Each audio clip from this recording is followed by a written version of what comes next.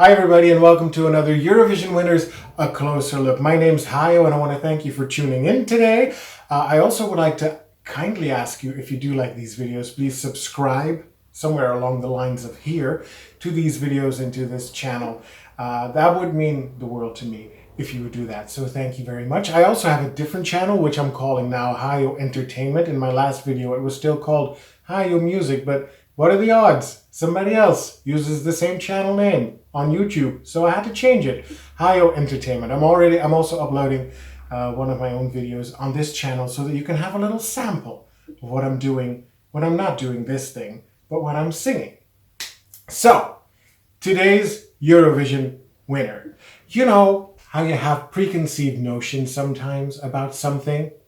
And you also know that, like a true Jessica Fletcher, I research the living daylights out of my subjects. If you don't know Jessica Fletcher, by the way, then congratulations. You were born after 1996, and I envy your age. Anyway, these preconceived notions that something is going to be boring or not interesting, well, kind of true, but I also learned something.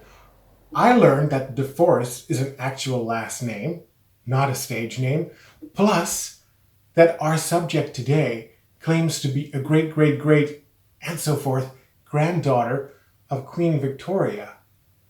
Or King Edward, I get confused. It's Emmelie DeForest, and only Teardrops.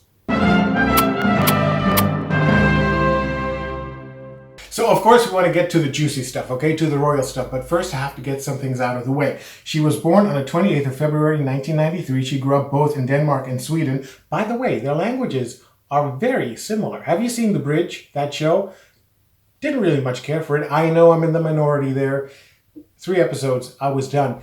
But if they speak slowly, they can understand each other. So Swedish and Danish, it's kind of the same language. Anyway, moving on. She started singing and performing at a young age, yada, yada, yada. Started studying in Copenhagen, which is a beautiful city, by the way. If you have the chance to go and see that city, do it. It's amazing. Not just a little mermaid. She's a little tiny. But for the rest, whew, amazing city. Go. And she studied there at the Complete Vocal Institute. Okay, royalty.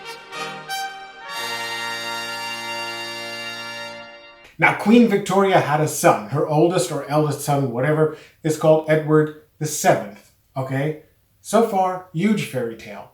Turns out that Edward had an affair with an Austrian princess born in Sweden, and he had a son with her.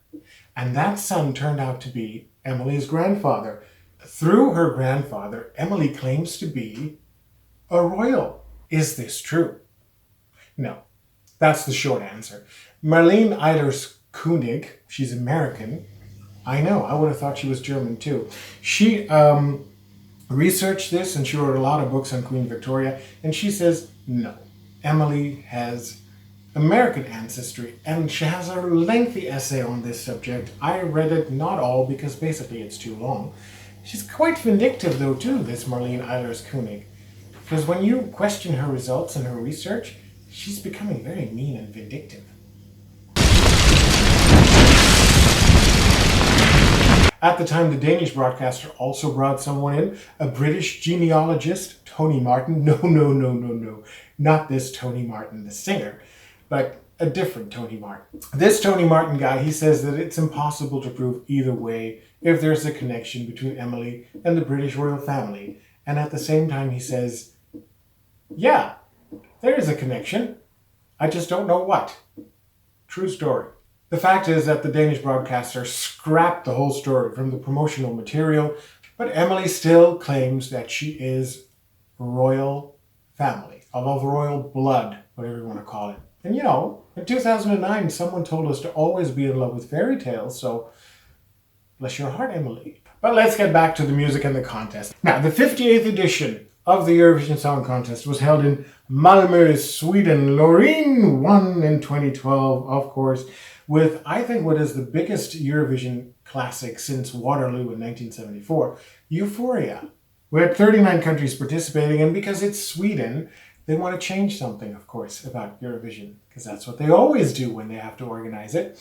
This time, they made it so that there was a parade of nations at the start of the show, which is actually quite a nice change, to be honest. At the start of the show, all the countries were called out, and there would be a flag waving, and then the act would follow after the flag, and it's very nice. Yes, it's a nice addition. Yes. And of course, also in 2013, Sweden gave us Petra Mede. I think that's how you pronounce it. And she became an icon right away. One of the best hosts in modern history of the contest, I dare to say. And with her smorgasbord of Eurovision sense of humor, she captured every heart. Dare I say, she captured us by a love storm? I think I do. I just did. And after 8 years of being on the sidelines, finally the Netherlands participated in a final again. So the Netherlands was back in the final, the crowds were happy, and of course, as we do, we made the Netherlands a favorite right away that year as well, along with Denmark, obviously, Norway, who sent a hard rock techno hybrid with I Feed You My Love, the Netherlands, as I mentioned, with Birds and Anouk. Ukraine sent Gravity, and a female singer who was carried on stage by what I can only call like a sort of Hodor type, a big giant. If you don't know Game of Thrones or are reading the books, you have no idea who Hodor is, but I'm probably going to put a picture up here somewhere. You see, I was right. Another favorite was Sweden, of course. They're always favorites, so why not this year? And then we have to talk about Bonnie Tyler. She represented the UK that year with Believe in Me, and she was ridiculed by a lot of people. Now that I've created this platform for myself, I would like to say something about that. Shame on you. Shame on everybody disparaging Bonnie Tyler. She's a legend. Of course she didn't sound like she did in 1983 with Total Eclipse of the Heart, or 1985 or 6 with Holding Out for a Hero. Of course not. The woman was nervous. You could see that. Give the woman a break, but we can't do that. Here in the West, we have to build up our artists, and once they are old, we just break them down, don't we? And by the way, she had a charting album in the UK in 2013, and that was the first time she had a charting album in 28 years. So who's having the last laugh now? Ha! Legend. Now, Only Teardrops is, of course, a very bouncy, happy-go-lucky pop song, and basically without real competition in the contest that year, so the voting went very smoothly for them, although Azerbaijan received twice more 12 points than Emmelie did. The third win for Denmark, and of course, because she won, we got to see that cute guy playing the recorder again. Yes, him. There's a lot of people who love the song. It's a big, huge fan favorite. It was a huge hit all over Europe. It even reached number 2 in Brazil. Who'd have thunk? Unfortunately, we did not hear a lot from Emmelie after her Eurovision win. She performed in 2014. She performed Only Teardrops and Rainmaker during the Eurovision Song Contest of that year.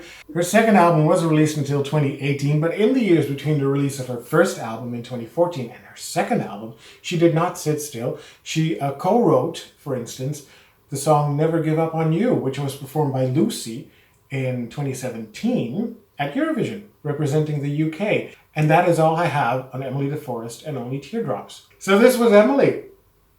Thanks for watching. Click on any other video that you like to see here. As I said, I've uploaded one of my own videos as well. It's a Hindi song. It's my latest effort. I hope you like it. And then we'll see each other some other time.